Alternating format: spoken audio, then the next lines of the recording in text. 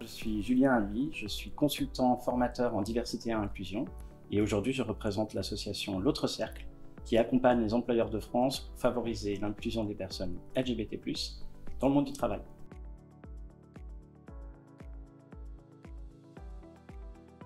Ces agressions se caractérisent sous plusieurs formes.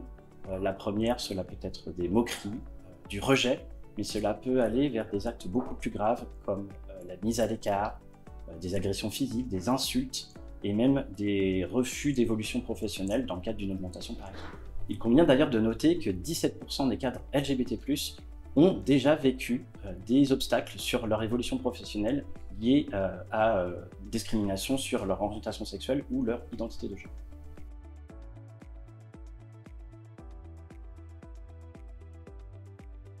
Quand vous êtes témoin de ce genre de situation, c'est très important de réagir à chaud et de ne pas attendre. Au contraire, cela va permettre de désamorcer souvent la situation en demandant de reformuler ce propos ou cette mauvaise blague qui a pu être réalisée à la machine à café par exemple.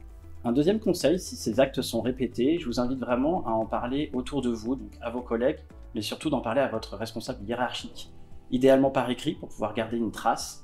Et si vraiment il n'y a toujours aucune action, d'en parler aux ressources humaines, à un ou une responsable diversité qui va permettre aussi d'agir et d'accueillir cette situation pour pouvoir la traiter. Dans le cas où les deux premières actions n'aient pas eu d'effet, j'invite vraiment les victimes à se tourner vers des organisations externes. Cela peut être les syndicats, cela peut être le défenseur des droits, mais également des associations qui accompagnent les victimes sur leur lieu professionnel dans le cadre de discrimination. C'est la victime qui doit contacter ces organisations, mais un témoin peut les accompagner pour pouvoir soutenir la démarche et faire en sorte qu'elle aille jusqu'au bout.